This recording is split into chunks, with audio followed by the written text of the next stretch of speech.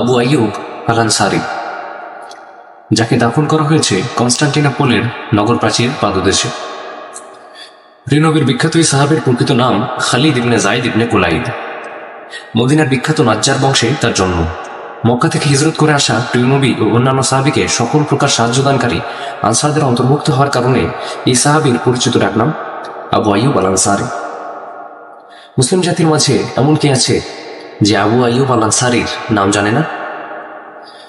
আল্লাহ তাআলা তার সুনাম ও খ্যাতি সমুন্নত করেছেন পূর্ব ও পশ্চিমে, তার মর্যাদা উঁচু করেছেন সমগ্র বিশ্বে। কারণ আল্লাহ তাআলা অন্য কোনো মুসলিমের নয়, তারই গৃহকে নির্বাচন করেছিলেন প্রিয় নবীর বসবাসের জন্য, যখন তিনি হিজরত করে মক্কা থেকে এসে পৌঁছেছিলেন মদিনায়। এই সাহাবী আবু আইয়ুবের গৌরবের জন্য শুধু এতটুকুই যথেষ্ট। আবু আইয়ুবের গৃহে প্রিয় নবী সাল্লাল্লাহু আলাইহি ওয়াসাল্লামের বসবাসের জন্য কিভাবে নির্বাচিত হলো, এ ব্যাপারে রয়েছে এক চমৎকার কাহিনী, যার আলোচনা বেশ ভারী মিষ্টি বলা যায়। ঘটনাটি ছিল এরকম: যখন রাসূলুল্লাহ সাল্লাল্লাহু আলাইহি ওয়াসাল্লাম মক্কা থেকে হিজরত করে মদিনায় পৌঁছলেন, তখন মদিনার লোকেরা তাকে সর্বোচ্চ মর্যাদা ও সম্মান দিয়ে উষ্ণ অভ্যর্থনা জানালেন। প্রেমাস্পদের আবেগঘন হৃদয়াবেগ আর প্রেমপূর্ণ দৃষ্টি তারা বিছিয়ে দিলেন তার আগমন পথে। তারা খুলে দিলেন নিজেদের হৃদয়ের দুয়ারগুলো, যেন তিনি প্রবেশ করেন তাদের হৃদয়ের গভীরে। তারা উন্মুক্ত করে দিলেন নিজেদের গৃহের দুয়ারগুলো, যেন তিনি গ্রহণ করেন সর্বাধিক আরামদায়ক গৃহটি। কিন্তু রাসূলুল্লাহ সাল্লাল্লাহু আলাইহি ওয়াসাল্লাম মদিনার উপকণ্ঠে কুবায় কাটালেন 4 দিন। এই সময় তিনি সেই প্রথম মসজিদ স্থাপন করলেন, যার ভিত্তি স্থাপিত হয়েছে তাকওয়ার বুনিয়াদের উপর। কুবা থেকে উটের পিঠে সওয়ার হয়ে যখন তিনি বের হলেন, তখন সেই পথে ইয়াসরিব তথা মদিনায় নেতৃবৃন্দ দাঁড়িয়ে গেলেন সারিবদ্ধ হয়ে। প্রত্যেকের কামনা, আমার গৃহটি হোক নবী অবতরণের গৌরবে গর্বিত। একের পর এক প্রত্যেক সর্দার উটনীর সম্মুখে এসে নিবেদন করল, ইয়া রাসূলুল্লাহ, দয়া করে আমাদের কাছে থাকুন। আমাদের জনবল, অস্ত্রবল আর সকল প্রতিরক্ষা ব্যবস্থা সহ আপনার সেবায় নিয়োজিত থাকব। তিনি তাদের জবাব দেন, তোমরা উটনীর পথ ছেড়ে দাও, ওর চলাফেরা ও গতিবিধি আল্লাহর হুকুমে নিয়ন্ত্রিত হচ্ছে। উটনীটি চলতে থাকলো আপন গতিতে। অনেক জোড়া চোখ অনুসরণ করতে থাকলো তাকে। হৃদয়গুলো ভেবে অস্থির, আজ কার ভাগ্য খুলবে কে জানে। যে বাড়িটি পার হয়ে যাচ্ছিল, তার বসবাসকারীদের অন্তর ভেঙে যাচ্ছিল। তারা হয়ে পড়ছিলেন হতাশ। সঙ্গে সঙ্গে পরবর্তী বাড়িওয়ালাদের মুখে জ্বলছিল আশার আলো। এভাবেই উটনীটি এগিয়ে যাচ্ছিল, আর লোকেরাও তার পিছে পিছে আফসোস ও পরিতাপ বুকে নিয়ে হেঁটে যাচ্ছিলেন আজকের সৌভাগ্যবান লোকটিকে দেখার জন্য। অবশেষে উটনীটি আবু আইয়ুব আল আনসারীর বাড়ির সম্মুখে খোলা ময়দানে গিয়ে পৌঁছল। সেখানেই বসে পড়ল, কিন্তু রাসূলুল্লাহ সাল্লাল্লাহু আলাইহি ওয়াসাল্লাম নামলেন না। সামান্য একটু পরেই উটনীটি উঠে পড়ল এবং আবার চলতে শুরু করল। রাসূল সাল্লাল্লাহু আলাইহি ওয়াসাল্লাম ঢিল দিয়ে রাখলেন তার লাগামে। কিছুক্ষণের মধ্যেই সে আবার একই পথে ফিরতে লাগলো এবং প্রথম স্থানটিতে এসে বসে পড়ল। তখন আবু আইয়ুব আল আনসারীর হৃদয়ে আনন্দ ও খুশি উপচে পড়ল। তিনি ছুটে গিয়ে প্রিয় নবী সাল্লাল্লাহু আলাইহি ওয়াসাল্লামকে শুভেচ্ছা ও স্বাগতম জানালেন। মারহাবা মারহাবা বলে তার সামান বহন করতে লাগলেন, যেন তিনি সারা দুনিয়ার সকল সম্পদের মালিক হয়ে গেছেন, যা তিনি বহন করে নিচ্ছেন নিজ বাড়িতে। আবু আইয়ুবের বাড়িটি ছিল দোতলা। তিনি উপরের তলাটি খালি করে ফেললেন রাসূলকে সেখানে রাখার জন্য। কিন্তু রাসূল সাল্লাল্লাহু আলাইহি ওয়াসাল্লাম উপর তলার চেয়ে নিচের তলাকেই নিজের জন্য প্রাধান্য দিলেন। আবু আইয়ুব মেনে নিলেন তার হুকুম এবং তার থাকার জন্য সে স্থানটি নির্ধারণ করলেন যা তার পছন্দ।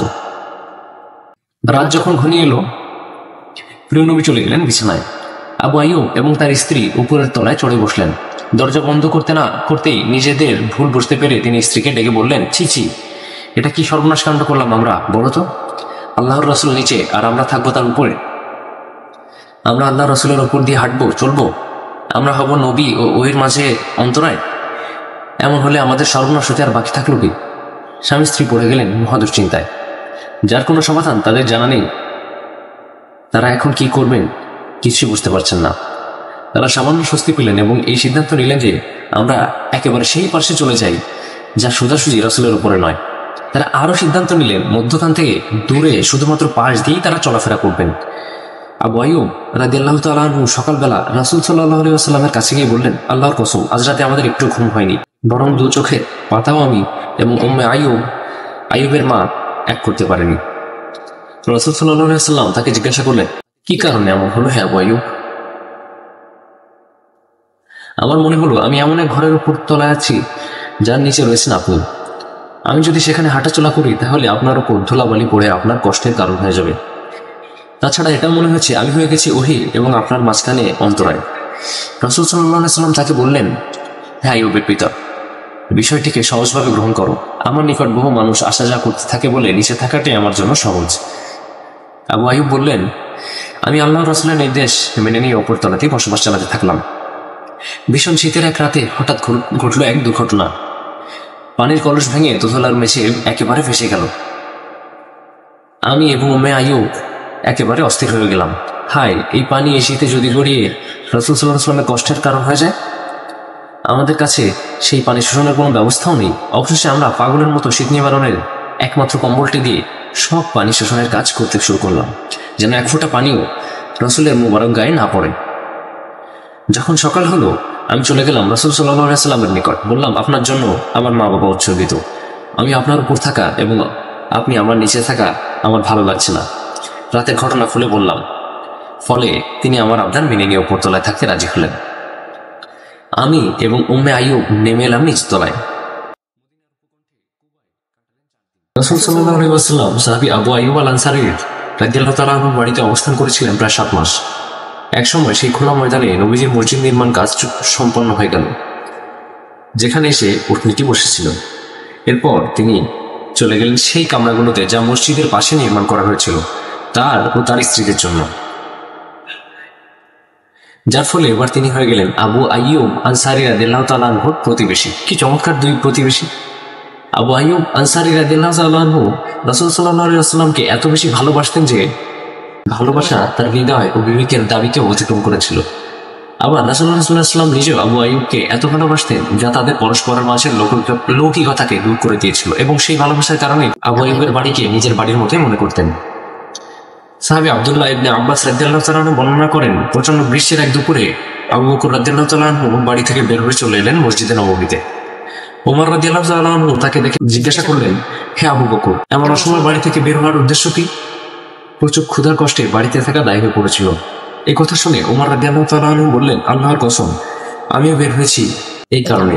তাদের দুজনেরই কথাবার্তার মাঝে ঘর থেকে বের হলেন রাসূলুল্লাহ সাল্লাল্লাহু আলাইহি ওয়াসাল্লাম, এবং তিনি তাদেরকে জিজ্ঞাসা করলেন, এই অসময়ে কে তোমাদের ঘর থেকে বের করে আনলো? আল্লাহর কসম, তীব্র ক্ষুধার যন্ত্রণাই আমাদের বের করে এনেছে। প্রিয় নবী বললেন, আল্লাহর কসম, আমারও তো একই অবস্থা। প্রচন্ড ক্ষুধা আমাকেও ঘর থেকে বের করে এনেছে। এক কাজ করো, তোমরা দুজনেই আমার সঙ্গে এসো। তারা উভয়ে রাসূলের সঙ্গী হলেন। এরপর একসঙ্গে সকলে গিয়ে হাজির হলেন আবু আইয়ুব আনসারী রাদিয়াল্লাহু তাআলা আনহুর দরজায়। আবু আইয়ুব রাদিয়াল্লাহু তাআলা আনহুর অভ্যাস ছিল প্রতিদিনই তিনি রাসূলের জন্য খাবার প্রস্তুত করে রাখতেন। অপেক্ষা করে শেষ সময় যখন নিশ্চিত হতেন যে আজ তিনি আসবেন না, তখন সেই খাবার পরিবারের সকলে মিলে খেয়ে ফেলতেন। যখন তারা তিনজন দরজায় পৌঁছলেন, আইয়ুবের মা তাদের অভ্যর্থনা জানিয়ে বললেন, আল্লাহর নবী ও তার সঙ্গীদের সকলকে শুভেচ্ছা ও স্বাগতম। রাসূল সাল্লাল্লাহু আলাইহি ওয়াসাল্লাম জিজ্ঞাসা করলেন, আইয়ুবের বাবা কোথায়? আবু আইয়ুব সন্নিকটে তারই খেজুর বাগানে কাজ করছিলেন।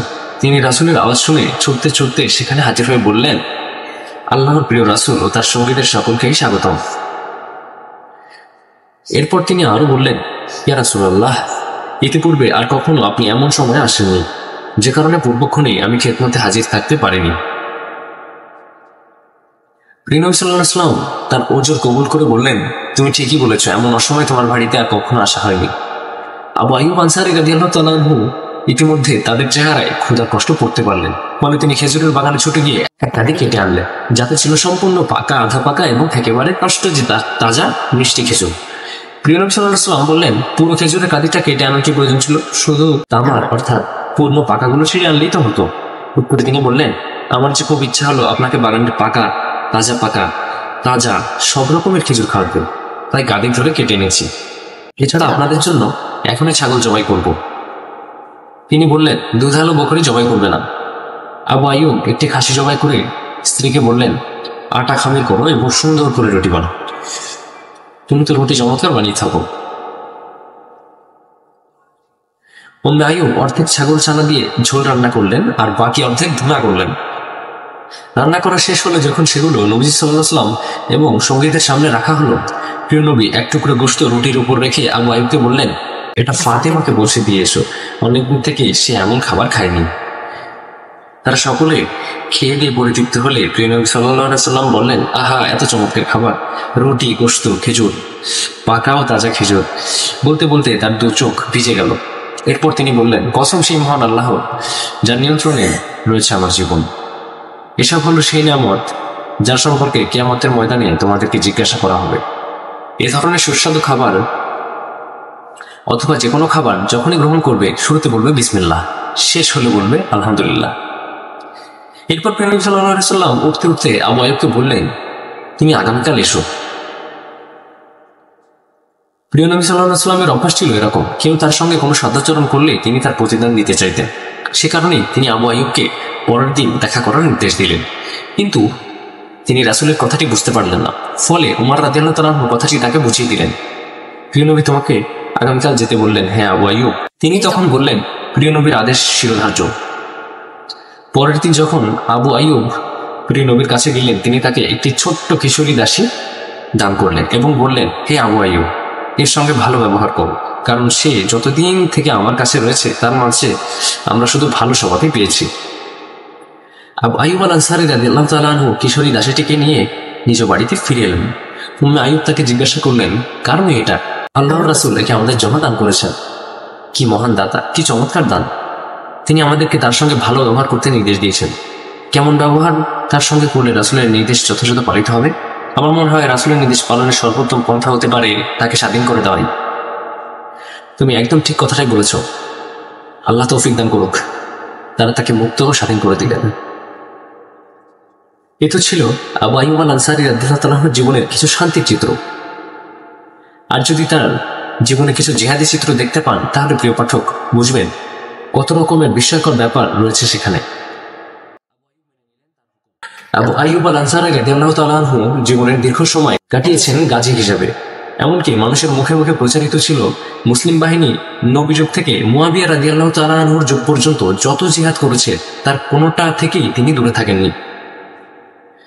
তার সর্বশেষ জিহাদ ছিল মুয়াবিয়া রাদিয়াল্লাহু তাআলা আনহুর পুত্র ইয়াজিদের নেতৃত্বে কনস্টান্টিনোপল অর্থাৎ ইস্তানবুল বিজয়ের অভিযান। আবু আইয়ুব ছিলেন সে সময় প্রায় 80 বছর বয়সী এক বৃদ্ধ। কিন্তু এই বৃদ্ধ বয়স আর দুর্বল দেহ তাকে ফেরাতে পারল না ইয়াজিদের পতাকা তলে সামিল হওয়া থেকে এবং সাগরের বিক্ষুব্ধ তরঙ্গমালা চিরে আল্লাহর পথে জিহাদে এগিয়ে যাওয়া থেকে। কিন্তু শত্রু বাহিনীর বিরুদ্ধে সংঘাত খুব বেশি দূরে এগোতে পারল না। এরই মধ্যে আবু আইয়ুব আনসারী রাদিয়াল্লাহু তাআলা আনহু ভীষণ অসুস্থ হয়ে পড়লেন, যা তাকে লড়াই চালিয়ে যাওয়া থেকে অপারগ করে দিয়েছিল। সেনাপতি ইয়াজিদ তার শুশ্রূষার উদ্দেশ্যে এসে জিজ্ঞাসা করলেন, হে আবু আইয়ুব, আপনার কি খেদমত করতে পারি বলুন। তিনি বললেন, মুসলিম সৈনিকদের আমার সালাম জানিয়ে বলুন, আবু আইয়ুব তোমাদের ওসিয়ত করছে, তোমরা কোনো অবস্থাতে জিহাদ ফি সাবিলিল্লাহ থেকে নিবৃত হবে না। আল্লাহর উপর ভরসা করে শত্রুভূমির শেষ প্রান্ত পর্যন্ত জয় করে তবেই থামবে। আমার লাশ নিয়ে হলেও তোমরা ইস্তানবুলের শেষ সীমানা পর্যন্ত এগিয়ে যাও এবং সেখানেই আমায় কবর দিও। এই কথা বলেই তিনি শেষ নিঃশ্বাস ত্যাগ করলেন। মুসলিম সৈনিকেরা রাসূলুল্লাহ সাল্লাল্লাহু আলাইহি ওয়াসাল্লামের এই সাহাবীর অন্তিম ইচ্ছা পূরণে লাফিয়ে পড়লেন ময়দানে। শত্রু বাহিনীর বিরুদ্ধে মরণপণ করে আক্রমণ চালালেন এবং শেষ পর্যন্ত আবু আইয়ুব আল আনসারী রাদিয়াল্লাহু তাআলা আনহুর লাশ কাঁধে নিয়ে তারা ইস্তানবুলের নগর প্রাচীর পর্যন্ত পৌঁছে গেলেন এবং সেই নগর প্রাচীরের পাদদেশেই তাকে দাফন করলেন। আল্লাহ তাআলা রহম করুন আবু আইয়ুব আল আনসারীর প্রতি, কারণ আল্লাহর পথে ঘোড়ার পিঠে সওয়ার হয়ে লড়াই করতে করতে লাভ হয় যে মরণ, নিজের জন্য তিনি তাই কামনা করেছেন। 80 বছরের বার্ধক্য তাকে এই সংকল্প থেকে টলাতে পারেন।